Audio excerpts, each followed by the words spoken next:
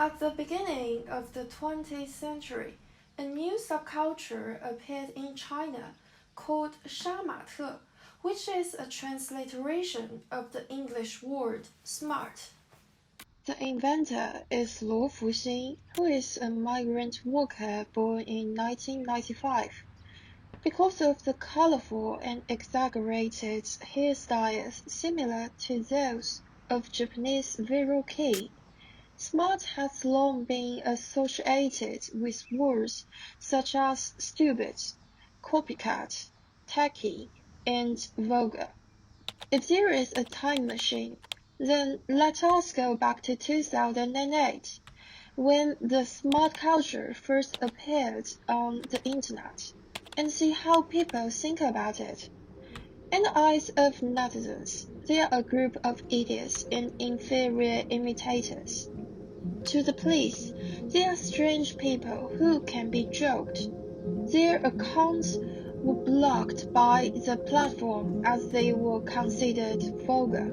Their online community was maliciously attacked by other communities. In 2013, the prevalence of a spoof video named Smart Meets Wash Cut Blow Dry made the verbal attacks escalate into a collective mockery of smart. Although some reports were suggesting that smart groups should be treated fairly, they are all drowned in people's ridicule. Smart culture also withdrew from the internet and the public's vision in 2013. Cultural theorist Stuart Hall defined representation as the production of meaning through language. Language, an important part of representation, help us to portray an image of smart in social media. But wait, have you noticed a problem? It seems that we seldom saw a person from the smart, but saw them in people's descriptions, so that our perceptions of them is much shaped by mainstream representations rather than themselves. But who is smart?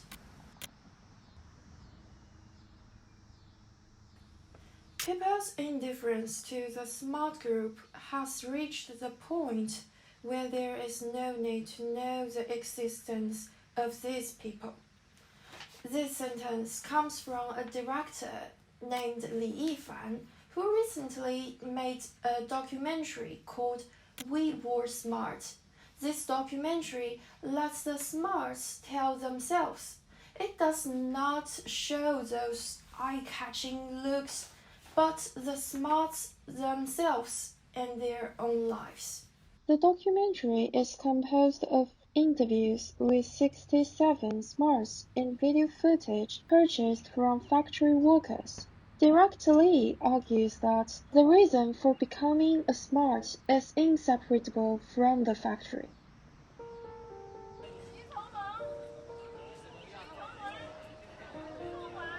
12岁我就出来，刚刚上到6年级。14岁、12岁吧，11岁、15岁、14岁、13岁、16岁的。16岁是在御姐有个沙场上和他们打仗。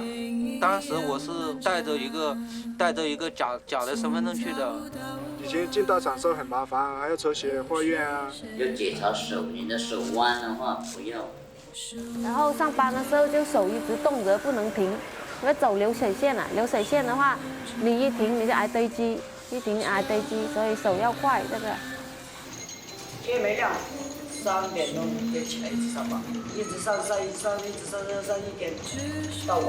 我告诉你，站着都会睡着啊！那时候我站着都会睡着啊！我告诉你。觉得家里很穷啊，然后我就一直坚持，慢慢的我就会忘掉那些觉得很苦啊，我做习惯了就觉得都是一样的，每天就知道上班下班就这样。感觉就是活在一个牢笼里面，就是这样。外面的世界也不知道，什么也不知道。那个时候我特别的遗憾，上网去搜查，那个时候才初期嘛，只想通过头发或者是通过穿着打扮来发泄。就是把自己外表啊打扮得很强硬，就像刺猬一样。想被别人随时的被别人关注的那种感觉。那个年代你不搞这种头发的话，找不到女朋友啊。每个人对快乐的理解都不一样嘛。那一刻他很快乐，那时候他已经跟其他的工人不一样了，就是忙忙碌碌的，就是整天跟机器一样去做这种事情。他会寻找他有意义的事情。跟他们玩的时候确实很疯，在场里上班天天晚上不加班，有很多朋友可以谈心啊这些。我兄弟们进流水线，个个都是唱歌，老板也不说。很多爱玩杀马特的人对发型是特别讲究，发根、发顶、发尾那个角度有多飘、多高、多偏，特别精致。旁边那些就是很多人，就很多不同的地方，就为了玩这个头发呀，就跟我们聚集到一起。因为大家可能有一种感觉，就是说我们是一种人，别人都是会觉得我们大家不正常，但是我们还能坚持下去，是一个家。只要是玩杀马特，都是我们的家人。This documentary proves that smart is a kind of self-protection to help these migrant workers forget a sense of hopelessness. This is quite different from the representation of smart that we are familiar with. How did it formed and worked to become a dominant perception?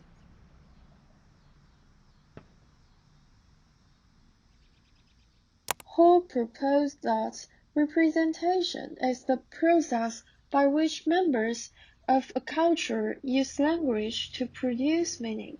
The relation between thing, concepts, and science produce this meaning. In this system, we can find the chain of equivalence between things in our conceptual maps, as well as the correspondence between concepts and a set of signs. During this interpretation, meaning has encoded in the cultural text and waiting for the person at the other end interpreting or decoding the meaning. But what also secretly coded in is power relations. As Hall articulated, when facing representation issues, we have to think politically on power and social justice. Why the sign first associated with money is dollar rather than other currencies? This is because different conceptual maps are shared by different social groups, which are based on their socio-cultural and economic classes. Behind the corresponding sign within the representation system is symbolic violence, which is claimed by Pierre Bourdieu. Symbolic violence is gentle violence invisibly exerted through the purely symbolic channels of cognition and misrecognition, with the result that social hierarchies and structures of domination appear naturally and immutably into the minds and bodies of the dominated.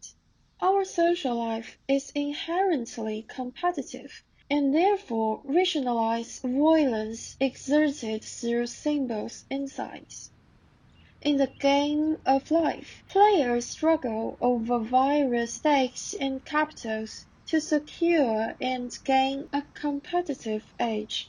This capital can not only be economic interest, but can also be non-economic ones, such as social networks, prestige, and cultural capital. While cultural capital can be objected like books, arts, it can also be institutionalized like education. One form Bourdieu emphasized more is the embodied, which can refer to habitus.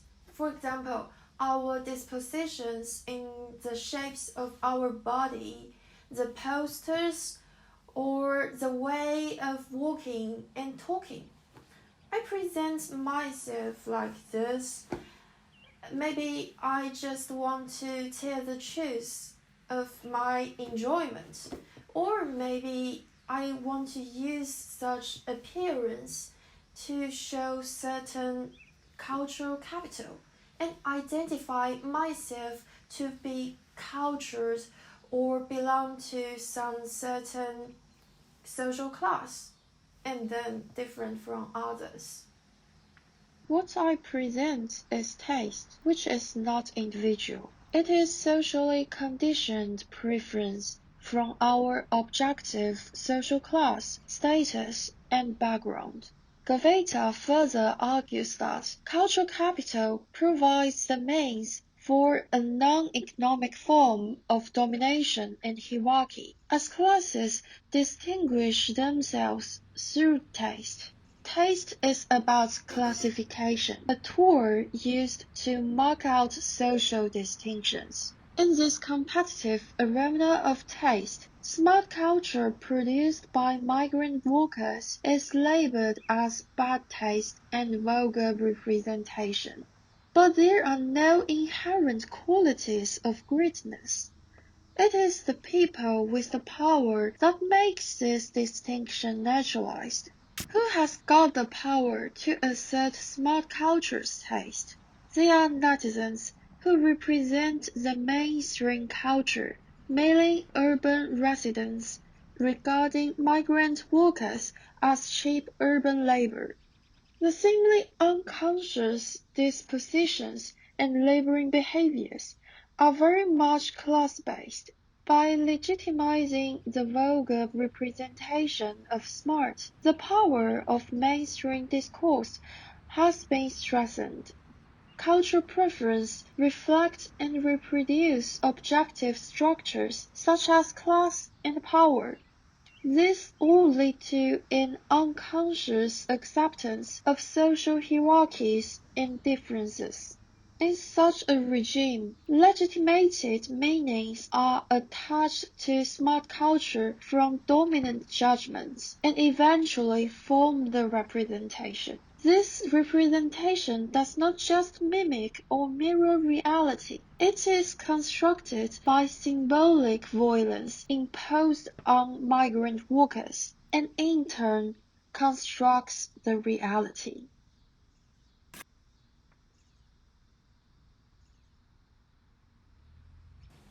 The hegemonic representation and dominant narratives portray a system which structures the way we perceive reality, and this is why representation could be harmful. When the class conception and representation appeared as common sense, self-discipline and a hierarchical society also formed in the regimes of truth. Culture can be used as a powerful tool to reduce and exclude others. Migrant workers in their smart culture are misrecognized and excluded as they didn't obey the regulation of a normal and proper appearance in mass society. These social and cultural norms, as Foucault understood them, also frequently become enshrined in law. In 2013, a government-led movement that anti-three vulgarities counted the smart in the low, vulgar, and pandering group. Smarts have reasonably become the object against by mainstream discourse, and the factories have legitimate reasons not to let them work. Discipline is not just presented in the form of penalty, but also a public consciousness that the society expects of. According to Hall, identities are shaped within representation and power discourses. When looking for smarts, Directly found that they are fed to talk to the outside world. The most common sentence they said is, "Clean up my act, become a new man." They thought that they had done something wrong and they were ignorant when they were young. Now their hair has become normal. They work in factories like a normal person and continue to live a life of extreme fatigue and poverty. It seems that the only thing that migrant workers definitely have is their body, but they never really own their body. Well, in fact, people living in the mass society are the same as smart. Misrecognition and harmful representation does not allow any difference or resistance to appear. Otherwise, they will be considered as aliens. We are all disciplined under a kind of meta-power that pervades our society. Foucault uses a prison named panopticon as a metaphor for society. Its design gives an impression that people living inside are always being observed. They do not know when, but it could be any time. So consequently, they must always behave the way they should behave, whether they are being observed or not. The systems of potentially constant surveillance produce an internalization of the prison guard in Smart's mind. No longer need the ridicule and slander from the urban class. Smarts have learned to self-discipline and behave in expected ways. The power relations of urban people over migrant workers and rural people is regarded as an everyday, socialized, and embodied phenomenon. The mainstream culture mastered by the urbanized is labeled as good taste, and the other are vulgar.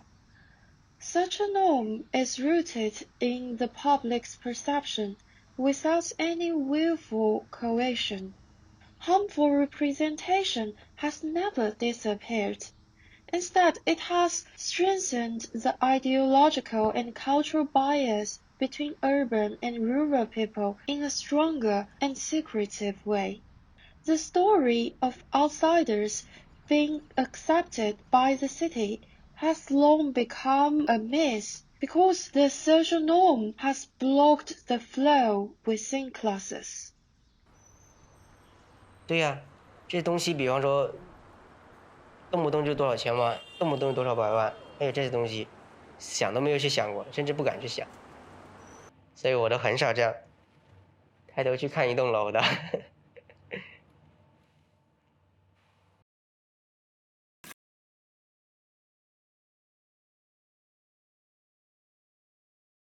However, culture does not only play an active role in naturalizing hierarchies, but can also be a necessary and positive force in the struggle against misrecognition.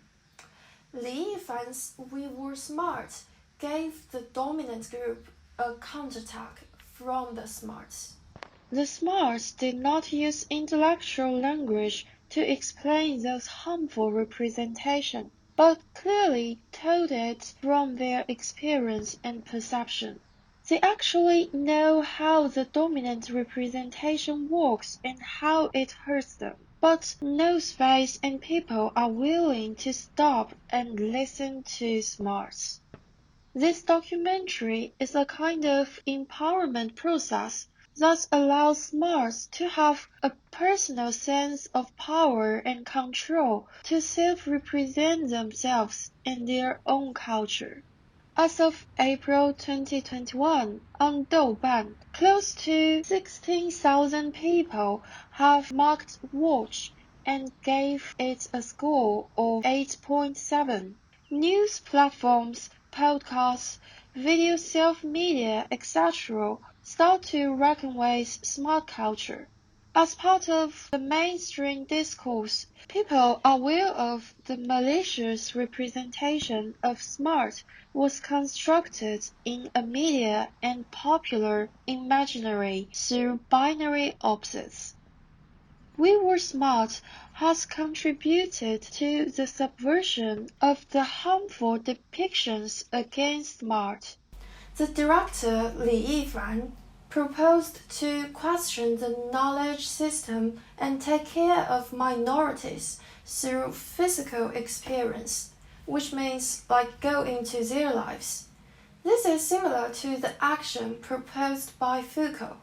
We have the capability of recognizing, questioning, and challenging the socialized norms and constraints.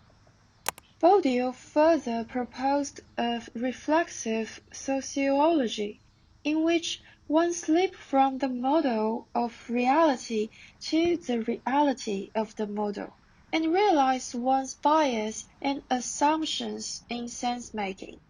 This kind of reflexivity even continues in the culture text that supports the marginalized group. Why we only see 5 women among the 67 people interviewed in the documentary? Except for Guangdong, what is the experience and living conditions of smarts in other regions? We need to ask these questions. The director also emphasized that this documentary is the personal and spiritual history of 67 smarts rather than the entire smart community. In the issues of the underrepresented groups, we need to take off rose-tinted spectacles and keep trying to be skeptical and self-critical. We have the power to disclose the reasons that explain social asymmetries and hierarchies, and as a result, self-critical knowledge itself can become a powerful tool to enhance social emancipation.